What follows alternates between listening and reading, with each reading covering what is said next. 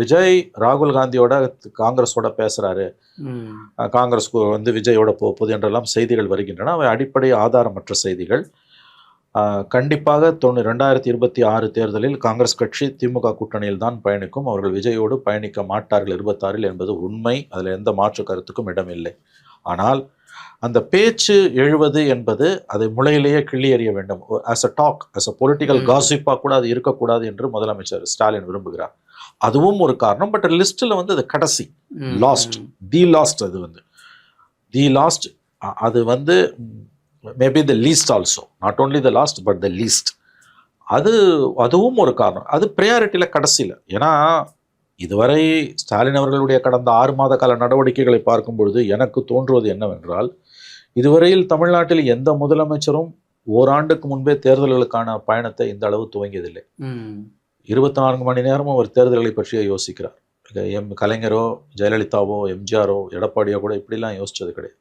Elections R far away, எங்கேயோ கிடக்குது 6 மாதம். 1 day is a long period in politics.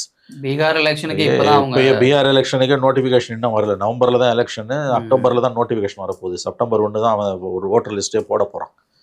So இவர் 4 மாதத்துக்கு முன்னாலே எங்கள் கேம்பெயின் ஆரம்பிச்சிட்டார். ஸ்டாலின் ஆரம்பித்ததுனால தான் எடப்பாடி வந்து அவர் பயணம் போனார். கிட்டத்தட்ட 100 தொகுதி அவர் கவர் பண்ணியிருக்கார். ஸோ கடந்த காலங்களில் தமிழ்நாடு வரலாறுல யாருமே செய்யாத ஒரு காரியம், தேர்தல்களுக்கு கிட்டத்தட்ட ஓராண்டுக்கு முன்பே பிரச்சாரத்தை தொடங்கி அந்த நெரேட்டிவை செட் பண்ணி அந்த டெம்போவை பில்டு பண்ணுறது ஸ்டாலின் தான் பண்ணிகிட்டு இருக்காரு. அவர் அந்த மாதிரி வந்து அது ஒரு விதமான எலெக்ஷன்ஸை பொறுத்தவரைக்கும் எலெக்ஷன்ஸில் இந்த அளவுக்கு ஒரு அதிதீவிர ஆர்வத்தை வந்து நம்ம ஆங்கிலத்தில் சொல்ல விதமான அப்சஷன் மாதிரி அவருக்கு ஆயிடுச்சுன்னு நான் சொல்லலாம். ஒரு 26 தேர்தல் ஸ்டாலின் அவர்களை பொறுத்தவரையில் இதுவரை எந்த ஒரு முதலமைச்சருக்கும் இல்லாத அளவு ஒரு அப்சஷனாகவே மாறிடுச்சு.